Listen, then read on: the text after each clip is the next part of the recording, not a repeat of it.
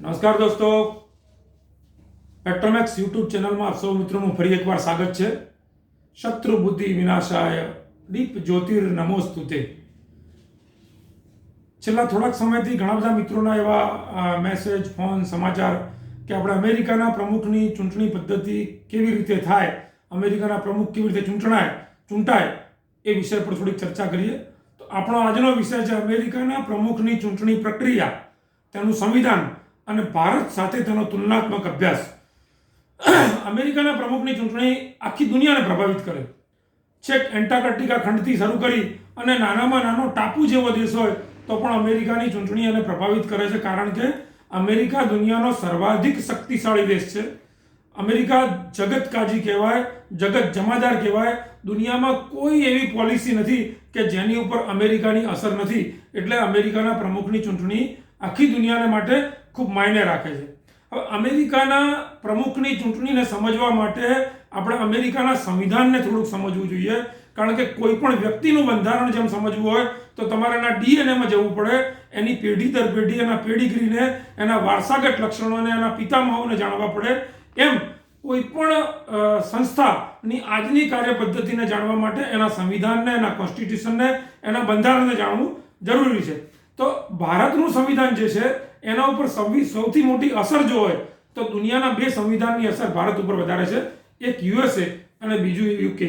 કારણ કે યુએસએ પણ એક વખત માટે યુકેની જ કોલોની હતું અને ભારત પણ યુકે એટલે કે બ્રિટનની જ કોલોની હતું. એટલે આ બંને સંવિધાનોનો ભારત ઉપર ખૂબ મોટી અસર છે.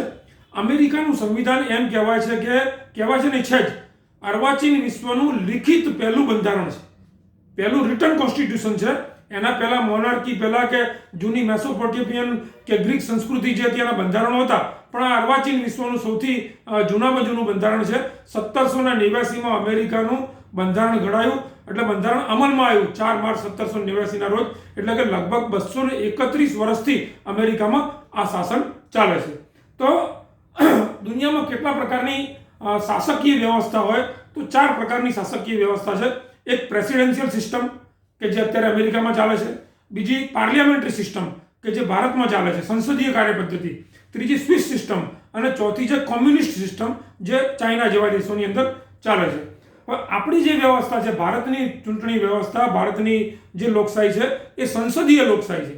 એટલે ભારતની લોકશાહીની અંદર જે આપણો રાષ્ટ્રપતિ છે એ માત્ર એનો ઔપચારિક વડો છે અથવા સૈદ્ધાંતિક વડો છે, એ વાસ્તવિક વડો નથી. જ્યારે અમેરિકાની જે ચૂંટણી છે અથવા અમેરિકાની જે લોકશાહી છે એ પ્રમુખગત લોકશાહી કહેવાય છે.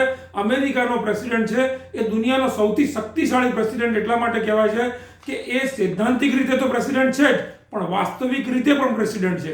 એટલે ભારતના પ્રાઇમ મિનિસ્ટર અને ભારતના પ્રેસિડેન્ટ આ બંનેના પાવર્સ ભેગા કરો તો અમેરિકાના પ્રેસિડેન્ટના પાવર થાય, લગભગ એવું કહી શકાય.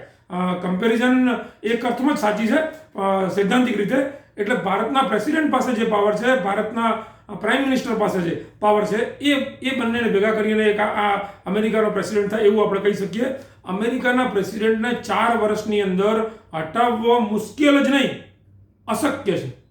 કોઈ પણ સંજોગોમાં અમેરિકાના પ્રેસિડેન્ટને 4 વર્ષ દરમિયાન એક વખત એ સીટ ઉપર બેસી ગયો પછી એને હટાવી શકાતો નથી. ખાલી 3 જ સંજોગોમાં એની સીટ ખાલી થાય. એક, એ મૃત્યુ પામે; 2, એના ઉપર ઇમ્પીચમેન્ટ એટલે કે મહાભિયોગની કાર્યવાહી થાય; અથવા ત્રીજું, એ સ્વૈચ્છિક રીતે રાજીનામું આપે કોઈ બીમારી કે અન્ય પોતાના અંગત કારણોસર. એના સિવાય અમેરિકાના પ્રમુખને હટાવી શકાતો નથી. ભારતમાં તો એક જયલલિતા કે એક યાદવ કેન્દ્રની સરકારને એક વોટ માટે ગબડાઈ શકે અને મિડ ટર્મ ઇલેક્શન આવે એવી પોઝિશન થાય. તો ભારત અને અમેરિકાના રાષ્ટ્રપતિની વચ્ચે કે પ્રમુખની વચ્ચે આ મોટામાં મોટો ભેદ છે. ભારતનો રાષ્ટ્રપતિ જે છે એ મેજોરિટી એ પ્રકારનો છે કે વડાપ્રધાનના કયામાં હોય એવો ભારતનો રાષ્ટ્રપતિ હોય છે. એટલે આપણે ત્યાં એક પ્રકારનો શબ્દ વપરાય છે કે રબર સ્ટેમ્પ રાષ્ટ્રપતિ.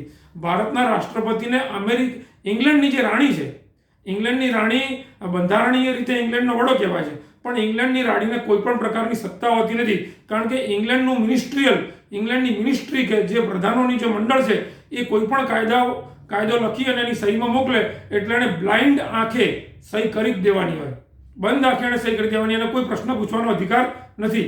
ભારતના રાષ્ટ્રપતિ પાસે થોડોક એના કરતાં એક સ્ટેપ આગળ અધિકાર છે કે એક વખત માટે એ સંસદને ફરી વિચારણા માટે ખરડો પાછો મોકલી શકે છે.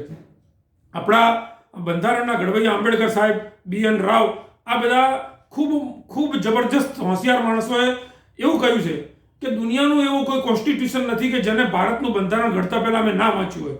એટલે ખૂબ બધા અભ્યાસ પછી ભારતનું બંધારણ ઘડાયું છે. અને ભારતના રાષ્ટ્રપતિની ચૂંટણી તો અમેરિકાના રાષ્ટ્રપતિની ચૂંટણી કરતાં પણ ખૂબ અટપટી છે. ક્યારેક એ વિષય ઉપર આપણે અલગથી વિડીયો બનાવીશું. પણ અત્યારે આપણે અમેરિકાના રાષ્ટ્રપતિની ચૂંટણીના વિષયને થોડો આગળ ચલાવીએ. અમેરિકાના રાષ્ટ્રપતિની ટર્મ એટલે કે ટેન્યોર, એનો કાર્યકાળ 4 વર્ષનો હોય છે. ભારતના રાષ્ટ્રપતિનો કાર્યકાળ 5 વર્ષનો હોય છે. અમેરિકાના રાષ્ટ્રપતિ એક જ રાષ્ટ્રપતિ 2 ટર્મ સુધી રહી શકે, ત્રીજી ટર્મ સુધી રહી શકે નહીં. તો એના માટે પણ એક કાયદો છે. એક કારણ એવું બન્યું હતું કે એના કારણે એમને આવો કાયદો લાવવો પડ્યો. તો શું કારણ બન્યું? તો પહેલા 4 માર્ચ 1789 અંદર એકચ્યુઅલી અમેરિકા તો બ્રિટનનું ગુલામ હતું, બ્રિટનની કોલોની હતી. જેમ આપણે સંસ્થાન હતા એવી રીતે ત્યાં પણ ગોરા જ હતા બધા. બ્રિટિશરો જે જઈને અમેરિકા વસ્યા, કોલંબસે અમેરિકા ખંડ શોધ્યો પછી, તો એ જે ગુલામ હતો એમને 1776 થી 1783 સુધી અમેરિકાનો સ્વાતંત્ર્ય સંગ્રામ ચાલ્યો. તમે બોસ્ટન ટી પાર્ટી ઇતિહાસમાં ભણી હશે. તો આ સ્વાતંત્ર્ય સંગ્રામ જે ચાલ્યો, એ સ્વાતંત્ર્ય સંગ્રામના કમાન્ડર જે હતા એનું નામ હતું જ્યોર્જ વોશિંગ્ટન. અને એ સ્વાતંત્ર્ય સંગ્રામમાં બ્રિટન હાર્યું. ફ્રાન્સની સહાયથી અમેરિકાને સ્વતંત્રતા મળી. અને એ સ્વતંત્રતા પછી અમેરિકાએ પોતાના પહેલા વડા તરીકે જ્યોર્જ વોશિંગ્ટનની નિમણૂક કરી. અને 4 માર્ચ 1789 રોજ જ્યોર્જ વોશિંગ્ટનના પ્રમુખ બન્યા. એ સળંગ 2 ટર્મ સુધી પ્રમુખ બન્યા. એટલે કારણ કે પ્રજામાં લોકપ્રિયતા એટલી બધી હતી. પછી ત્રીજી ટર્મ માટે એમણે પોતે સ્વૈચ્છિક રીતે ના પાડી દીધી કે ભાઈ હવે મારે બનવું નથી, હવે બીજા કોઈને ચાન્સ આપો. આશા રાખીએ ભારતમાં પણ આવી જ નેતાગીરી પેદા થાય. પણ આ નિયમ ક્યારે આવ્યો? અત્યાર સુધી વાત સૈદ્ધાંતિક હતી કે ભાઈ 2 ટર્મથી વધારે ન રહેવું. પણ 1833 ની અંદર અમેરિકાના લોકપ્રિય પ્રમુખોમાંથી એક પ્રમુખ આવ્યા, ફ્રેન્કલિન ડી રૂઝવેલ્ટ, FDRના ટૂંકા નામે ઓળખાય. તો ફ્રેન્કલિન ડી રૂઝવેલ્ટ આવ્યા. એ 1833, 1837, 1841 અને 1845 એમ સળંગ 4 ઇલેક્શને જીત્યા. એ ઠીક છે કે 12 એપ્રિલ 1845 રોજ એમનું મૃત્યુ થયું. એટલે એમના પછી વાઇસ પ્રેસિડેન્ટ હતા, એ પ્રેસિડેન્ટ બન્યા. પણ એના પછી 51ની અંદર અમેરિકાની સંસદે એના સંવિધાનમાં એક સુધારો કર્યો કે ભાઈ કોઈ પણ રાષ્ટ્રપતિ 2 ટર્મ સુધી જ પ્રમુખ રહી શકશે. ન કે આ તો એવો લોકપ્રિય માણસ આવે કે બીજા કોઈનો નંબર જ ના આવે રાજકારણમાં પછી. તો એના પછી અમેરિકાની અંદર આવો નિયમ આવ્યો. ભારતનો રાષ્ટ્રપતિ જો કે એક જ ટર્મ માટે હોય છે. ભારતની અંદર વાઇસ પ્રેસિડેન્ટ અને અમેરિકાના વાઇસ પ્રેસિડેન્ટની અંદર ખૂબ મોટો ફરક છે. ભારતના વાઇસ પ્રેસિડેન્ટ માનો કે મૃત્યુ પામે છે, રાજીનામું આપે છે કે ઇમ્પીચમેન્ટ થાય છે, એવા સંજોગોની અંદર ભારતનો જે વાઇસ પ્રેસિડેન્ટ કે ઉપરાષ્ટ્રપતિ છે એ એક્ટિંગ તરીકે વર્તે છે, કાર્યકારી પ્રમુખ તરીકે વર્તે છે. અને એના 6 મહિનાની અંદર એમણે ભારતે નવા પ્રમુખ ચૂંટી લેવામાં આવે છે. ભારતના રાષ્ટ્રપતિની ચૂંટણી આડકતરી છે. ભારતના રાષ્ટ્રપતિની ચૂંટણીમાં પ્રજા ભાગ લેતી નથી. એમાં સાંસદો અને MLAs એટલે કે MPs અને MLAs એમાં ભાગ લે છે. જનરલ પ્રજાને એમાં ભાગ લેવાનો હોતો નથી. તો MP ને MLA એ નવા રાષ્ટ્રપતિ 6 માસની અંદર ચૂંટી લેવાના હોય છે. પણ ઉપરાષ્ટ્રપતિ છે એ રાષ્ટ્રપતિ ડાયરેક્ટ બનતો નથી. અમેરિકામાં પણ આવી કોઈ વ્યવસ્થા નહોતી. પણ એના માટે પણ અમેરિકાની સંસદે સંશોધન કર્યું અને જે એક્ટિંગ પ્રેસિડેન્ટ હોય એ ઓટોમેટિકલી પ્રેસિડેન્ટ બની જાય એવું સંશોધન અમેરિકાની સંસદમાં થયેલું છે. એટલે વાઇસ પ્રેસિડેન્ટનો હોદ્દો અમેરિકામાં એટલો જ અગત્યનો છે કે જેટલો પ્રેસિડેન્ટનો અગત્યનો. અને પ્રેસિડેન્ટની જે કારોબારી હોય કે એનું પ્રધાનમંડળ છે એનો સૌથી વડો જે કહેવાય એ વાઇસ પ્રેસિડેન્ટ ગણાય છે ઓટોમેટિકલી એના હોદ્દાની રૂએ. એકવાર અમેરિકામાં એવું બન્યું કે અમેરિકાના પ્રેસિડેન્ટ મરી ગયા ત્યારે એક્ટિંગ પ્રેસિડેન્ટ જે હતા એમણે જોન ટેલર એમને બધા અધિકારીઓ ફાઇલો મોકલી. એટલે ઉપર લખ્યું કે ભાઈ two acting president.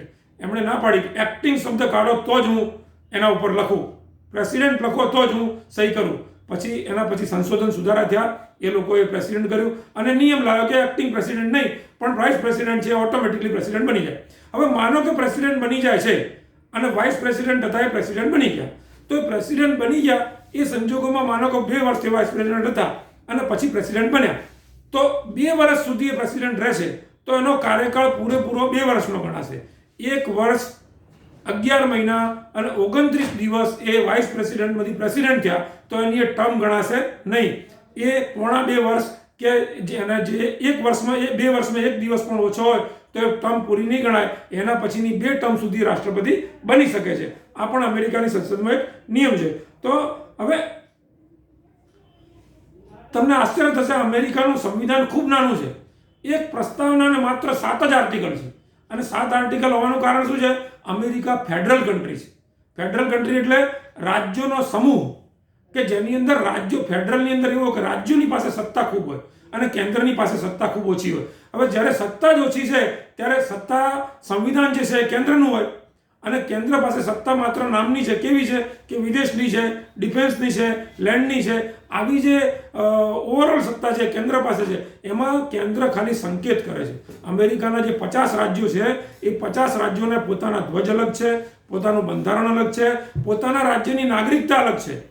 Indian citizen જ કહેવાય, ગુજરાત સિટીઝન ના કહેવાય. જ્યારે અમેરિકામાં જ્યોર્જિયાનો સિટીઝન અલગ છે, કેલિફોર્નિયાનો અલગ છે અને ટેક્સાસનો સિટીઝન અલગ છે અને અમેરિકન સિટીઝનશીપ પણ છે.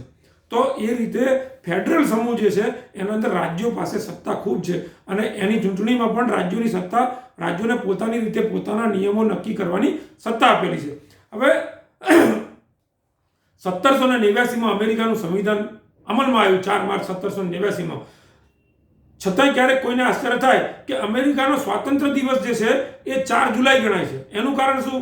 તો કે 1776માં જ્યારે સ્વાતંત્ર્ય ચળવળ ચાલતી હતી ત્યારે અમેરિકાના સ્વાતંત્ર્ય વીરોએ અને એ જે આખું સમૂહ જે સ્વાતંત્ર્ય ચળવળ ચલાવતો હતો એમણે નક્કી કર્યું, જ્યોર્જ વોશિંગ્ટનના નેજા હેઠળ, કે 4 જુલાઈ આજથી આપણે નક્કી કર્યું કે આપણે સ્વતંત્ર છીએ. એના પછી ચળવળ 6 વર્ષ ચાલી, પણ એ એમણે નક્કી કર્યું એ દિવસથી અમેરિકન ઇતિહાસમાં 4 જુલાઈ એમનો સ્વાતંત્ર્ય દિવસ ગણાય છે. આપણે પણ આવું 26 જાન્યુઆરી નક્કી થયું હતું. એટલા માટે 26 જાન્યુઆરી આપણો પ્રજાસત્તાક દિવસ નક્કી કરવામાં આવ્યો. 15મી ઓગસ્ટ તો લોર્ડ માઉન્ટબેટન અને ભારતની જે શીર્ષસ્થ નેતાગીરી હતી એની જરૂરિયાત મુજબ નક્કી કરેલો દિવસ છે. પણ 26 જાન્યુઆરી એ આપણી પ્રજાએ, આપણી એ વખતની કોંગ્રેસ કે એ વખતના સ્વાતંત્ર્ય વીરોએ નક્કી કર્યું હતું કે આપણે આજથી આઝાદ, આ પ્રકારનું. તો હવે માનો કે એવું બન્યું કે વાઇસ પ્રેસિડેન્ટ પણ મૃત્યુ પામ્યા. પ્રેસિડેન્ટ મરી ગયા, વાઇસ પ્રેસિડેન્ટ આવ્યા, એ વાઇસ પ્રેસિડેન્ટ પણ મૃત્યુ પામે, તો શું થાય? તો એના પછી 15 ઓફિસર્સનું લિસ્ટ હોય છે, ટોપના 15 ઓફિસર્સનું. એ 15 ઓફિસર્સમાં સૌથી સિનિયર જે છે એ એનો પ્રેસિડેન્ટ બની જાય. તો એમ એના પછી એમ આખી વ્યવસ્થા છે. પણ અમેરિકાના પ્રેસિડેન્ટનું ઇલેક્શન કોરોના હોય કે વર્લ્ડ વોર હોય ક્યારેય રોકી શકાતું નથી. કોરોનાની અંદર સૌથી વધારે વિક્ટિમ દેશ અમેરિકા છે, તે છતાં પણ પ્રેસિડેન્ટનું ઇલેક્શન થયું અને વર્લ્ડ વોર બંને થઈ ગયા ત્યારે પણ ઇલેક્શન થયું હતું. એ ચોક્કસ વાત છે. તો હવે આપણે એ વિચાર કરીએ કે અમેરિકાનો પ્રેસિડેન્ટ બની કોણ શકે? મારા તમારા જેવો ગમે તે બની શકે? આપણે તો કોઈ પણ માણસ એવો વિચાર કરીએ કે આપણે ત્યાં ઇટાલીની મહિલા વડાપ્રધાન બનતી રહી છે અને ના પાડી એવું કહેવાય છે એટલે, પણ એ બની શકે ધારે તો. આપણે ત્યાં કોઈ પણ બની શકે, પણ એટલે એના થોડાક નિયમો છે. પણ અમેરિકાના નિયમોથી અલગ છે. એબોવ 35 તમારી ઉંમર હોવી જોઈએ. તમે જન્મજાત અમેરિકન હોવા જોઈએ. કમલા હેરિસ માટે ઘણા લોકો કહે છે કે ભાઈ આપણે ફટાકડા ફોડીએ, બધું ખરું, પણ કમલા હેરિસની મધર ભારતીય મૂળની હતી. કમલા હેરિસ તો બાય બોર્ન અમેરિકન છે. અને ત્રીજું, સતત 14 વર્ષથી તમે અમેરિકામાં વસવાટ કરતા હોવા જોઈએ, કન્ટિન્યુઅસ 14 યર્સ. તો હવે આપણે જોઈએ ઇલેક્શન પ્રોસેસ ઉપર આવીએ. ઇલેક્શન પ્રોસેસ શું છે? અમેરિકાના પ્રેસિડેન્ટની ઇલેક્શન પ્રોસેસ ઇનડાયરેક્ટ હોય છે. આપણે તો પણ ખરેખર તો આપણે પીએમને કે સીએમને નથી ચૂંટતા, આપણે એમએલએસને અથવા એમપીસને ચૂંટીએ છીએ. ને એનો જે સમૂહ છે, નિર્વાચક ગણ જેને આપણે કહીએ, 543 કહીએ અથવા 282 કહીએ, એ લોકો સીએમને કે પીએમને ચૂંટે છે.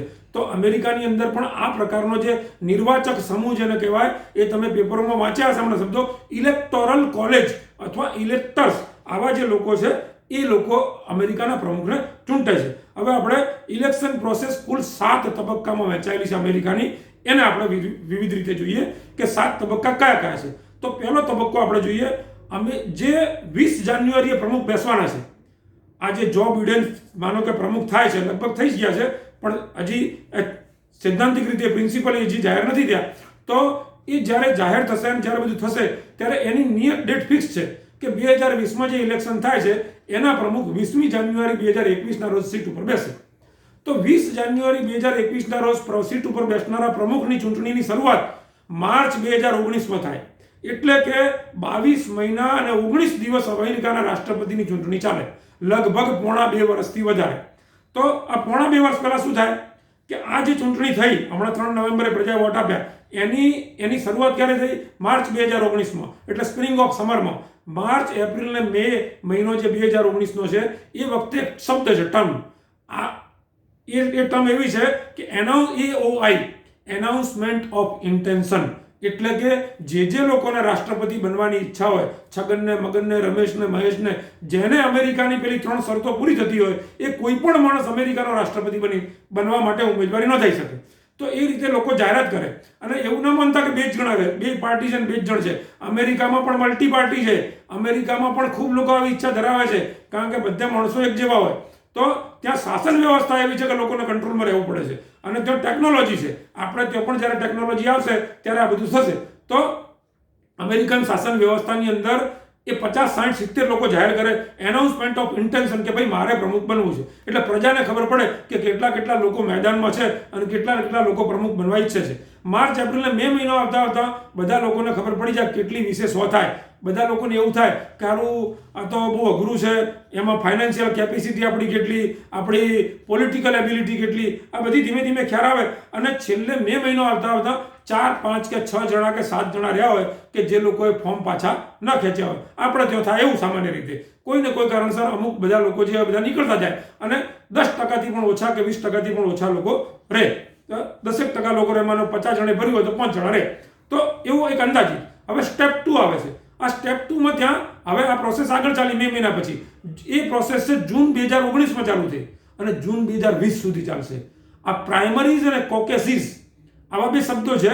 એ આ પ્રાઇમરીઝ અને કોકેસીસની પ્રોસેસ સળંગ 1 વર્ષ સુધી ચાલે છે. આ જૂન 2020 સુધી ચાલી.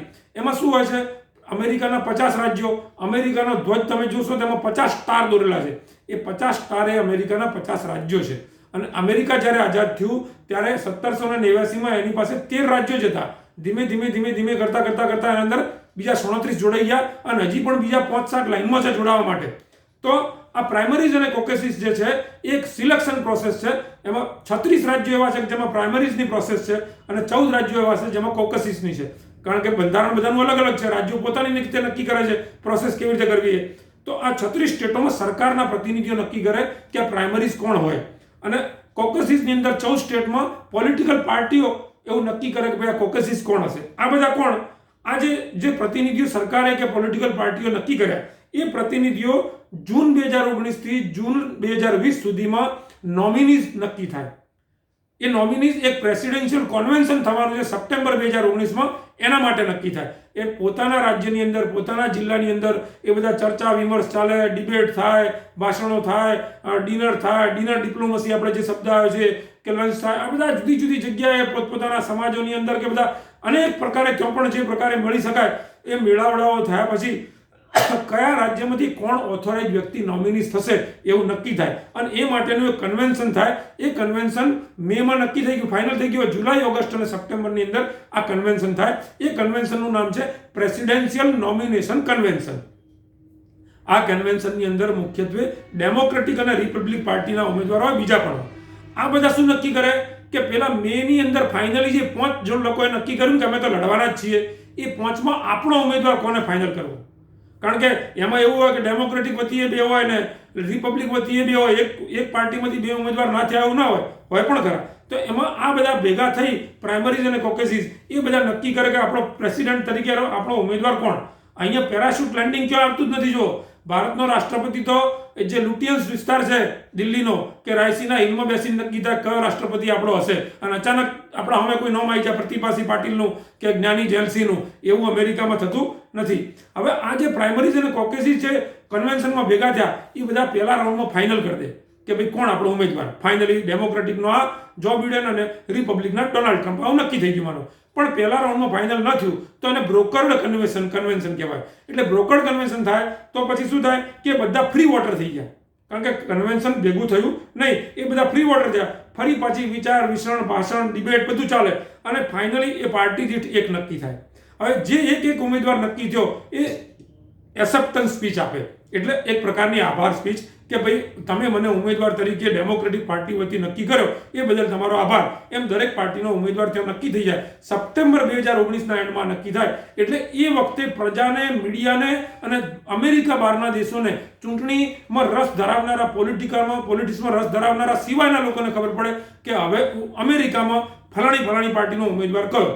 આ યાદ રહે. આ માર્ચ 19 થી શરૂ થયેલી સપ્ટેમ્બર એન્ડની પ્રોસેસ 17-19 મહિનાની પ્રોસેસ, હજી તો ઉમેદવાર જ ફાઇનલ થયો છે. 19 મહિને તેનો ઉમેદવાર ફાઇનલ થાય છે. કયો ઉમેદવાર છે? હવે સ્ટેપ 3 આવ્યું. ઉમેદવાર ફાઇનલ થઈ ગયા કે ભાઈ જો બિડેન અને રિપબ્લિકમાંથી ડોનાલ્ડ ટ્રમ્પ આ ઉમેદવાર ફાઇનલ થયા. હવે કેમ્પેનની પ્રોસેસ આવી. કેમ્પેન એટલે પ્રચાર. આપણે ત્યાં રેલીઓ થાય એ પ્રકારે ત્યાં કેમ્પેન થાય. કેમ્પેનમાં ત્યાં મુખ્ય હિસ્સો છે ડિબેટનો.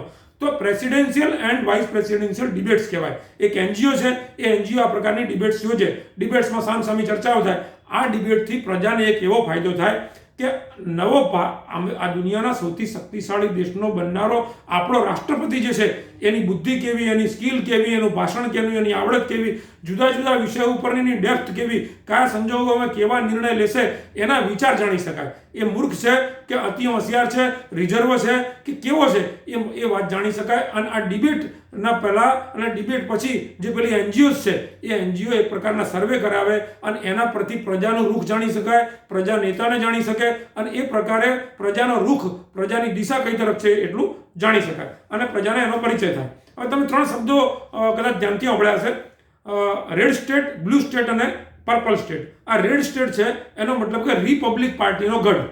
આપણે ત્યાં પણ એવું ગુજરાત ભાજપનો ગઢ છે, માનો કે આજે ચૂંટણી થઈ 8 જે સીટો હતી એ ભાજપ જીતી ગયું. કયા કારણે કેવી રીતે જીત્યું અલગ ડિબેટનો વિષય છે. પછી બ્લુ સ્ટેટ એટલે એ લોકો ડેમોક્રેટિક પાર્ટીનો ગઢ છે અને પર્પલ સ્ટેટ એટલે આ લોકો એવા છે જે નથી રિપબ્લિકમાં, નથી ડેમોક્રેટિકમાં. તો આવા લોકો એને કહેવાય છે સ્વિંગ સ્ટેટ અથવા બેટલ ગ્રાઉન્ડ સ્ટેટ. આ લોકો જ નક્કી કરે કે અમેરિકાનો પ્રમુખ કોણ બનશે. કારણ કે રિપબ્લિક જે છે એ રિપબ્લિક પાર્ટીનો ઉમેદવાર ડોનાલ્ડ ટ્રમ્પ છે, એ તો કદી એવું નહીં કે એ રિપબ્લિક માટે મહેનત કરશે જ નહીં. એને ખબર છે કે આપણા જ છે. ડેમોક્રેટિકમાં મહેનત એટલે નહીં કરે કે આ કદી માથું પડશે તો વોટ નહીં આપે. પણ સ્વિંગ સ્ટેટ નક્કી કરે છે અમેરિકામાં કે અમેરિકાનો પ્રમુખ કોણ બનશે. હવે સ્ટેજ 4 આવ્યું ઇલેક્શન ડે. આપણે હમણાં 3 નવેમ્બરે જે બધા છાપાઓમાં આવ્યું કે ભાઈ ટ્રમ્પ જીતી ગયા, એ એકચ્યુઅલી જે એથિકલી પ્રિન્સિપલી જાહેર નથી થયું.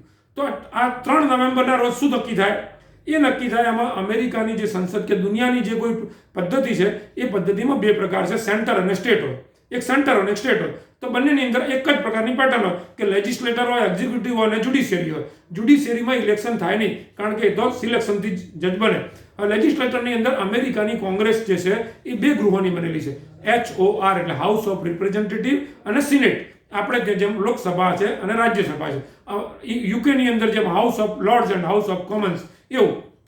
તો આ જે બન્યું હાઉસ ઓફ રિપ્રેઝેન્ટેટિવ જે છે એમાં 435 મેમ્બર હોય, એને ઇલેક્ટર્સ અથવા એ કહેવાય. અને સિનેટ જે છે એમાં 100 મેમ્બર હોય. ટોટલ 535 થયા. આ જે HORના મેમ્બર છે એ પ્રજા જે વસ્તીના આબાદીના પ્રમાણમાં એ લોકો નક્કી થાય છે કે કયા રાજ્યમાંથી કેટલા. દાખલા તરીકે કેલિફોર્નિયા રાજ્ય મોટું છે, એની વસ્તી ઘણી છે, તો એના 53 ઉમેદવારો છે, 53 ઇલેક્ટોરલ કોલેજના વોટર્સ છે.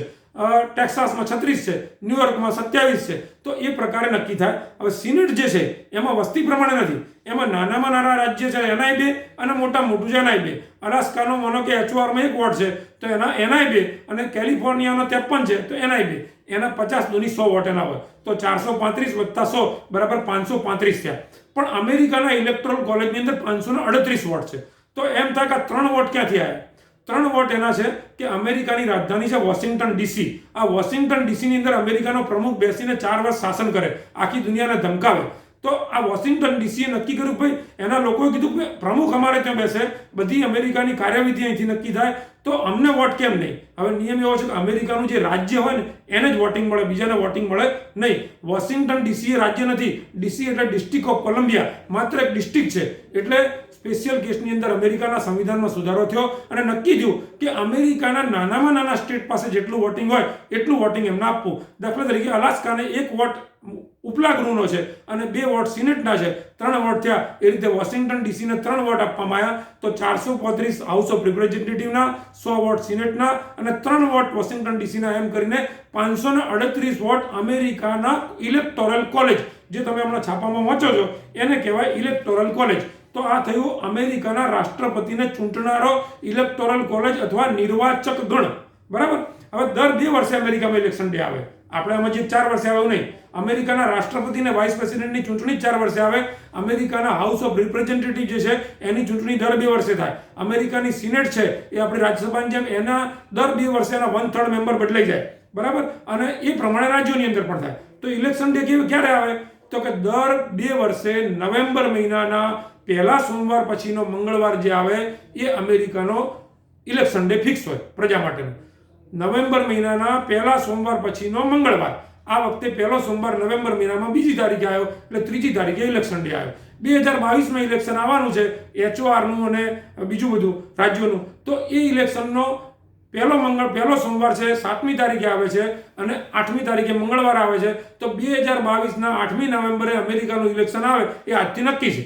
ભારતમાં ઇલેક્શન કમિશન નક્કી કરે એમ થાય. અહીંયા એવું નથી, અહીંયા પ્રોસેસ ફિક્સ છે. તો આ પહેલો મંગળવાર એટલે 3જી તારીખે. આ ત્રીજી તારીખે જે વોટર નીકળ્યો ઘરેથી વોટ આપવા માટે, એણે કેટલા વોટ આપ્યા? આપણે તો કહેવાય કે બધી ચૂંટણીઓ એક જ દિવસે કરી દેવી જોઈએ, જિલ્લા પંચાયતથી લઈને છે MP સુધીની. એવું અમેરિકામાં છે. તો કેટલો બધો ખર્ચ બચે. તો જે દિવસે વોટર નીકળ્યો 3જી તારીખે એણે શું કર્યું? 435 જે હતા હાઉસ ઓફ રિપ્રેઝેન્ટેટિવના ઉમેદવારો એમને વોટ આપ્યો. જે 100 સિનેટના મેમ્બર હતા એમાંથી દર 2 વર્ષે 33% રિટાયર થાય. તો એ 33ને વોટ આપ્યો. ત્રીજો વોટ આપ્યો અને પ્રેસિડેન્ટને. ચોથો વોટ આપ્યો અને વાઇસ પ્રેસિડેન્ટને. અને પાંચમા જે અમેરિકાના 50 રાજ્યો છે એની ચૂંટણી અત્યારે જ હોય. 50માંથી થોડી વ્યવસ્થા માટે એમણે 11 રાજ્યોની ચૂંટણી અત્યારે રાખી. 11 રાજ્યોના ગવર્નર અને લેફ્ટનન્ટ ગવર્નરને પણ એને વોટ આપ્યો. એટલે 3 અને 6 વોટ એને આપ્યા. તો આ રીતે હવે 2 વર્ષ પછી ફરી ચૂંટણી આવશે 8મી નવેમ્બર 2022. ત્યારે શું થશે? પાછા પેલા HORના 435 જતા રહેશે, એટલે નવા આવશે. પાછા સિનેટના 33 નવા આવશે. પાછા એ વખતે પ્રેસિડેન્ટ અને વાઇસ પ્રેસિડેન્ટનું વોટિંગ નહીં થાય, કેમ કે એ લોકો નહીં હોય. પણ જે 39 રાજ્યો બાકી રહ્યા એના ગવર્નર અને લેફ્ટનન્ટ ગવર્નરની ચૂંટણી પણ પાછી આવશે. હવે યાદ રહે, ઇલેક્શન ડેના દિવસે પ્રજા પ્રેસિડેન્ટને ચૂંટણી થતી, ઇલેક્ટોરલ કોલેજને ચૂંટે છે. જે આપણે 538 ગણાય ને એને ચૂંટે છે. અને આનું કારણ એ છે કે અમેરિકા 231 વર્ષ પહેલા આઝાદ થયો ત્યારે પ્રેસિડેન્ટને લોકો ઓળખે નહીં. આટલા મોટા રાજ્યની અંદર લોકો પોતાના લોકલ પ્રતિનિધિને ઓળખે એટલે આ પ્રકારની સિસ્ટમ હતી. અને લાંબી ચાલવાનું કારણ પણ એ હશે કે પ્રજાને ધીમે ધીમે અવેરનેસ આવે કે આપણો રાષ્ટ્રપતિ કોણ બનવાનો. અને દરેક રાજ્યની અંદર આપણે જે 538 ની વાત કરીને એ કોણ નક્કી કરે કે કોણ ઉભા રહેશે? તો એ જે તે પક્ષના વડા અને જે તે પક્ષના વડાની પછીની જે એની થિંકિંગ ટેન્ક હોય એ નક્કી કરે કે આપણો રાષ્ટ્રપતિ, આપણા ઇલેક્ટોરલ કોલેજનો ઉમેદવાર કોણ બનશે. હવે અહીંયા એક નિયમ છે બીજો, WTA, વિનર્સ ટેક્સ ઓલ.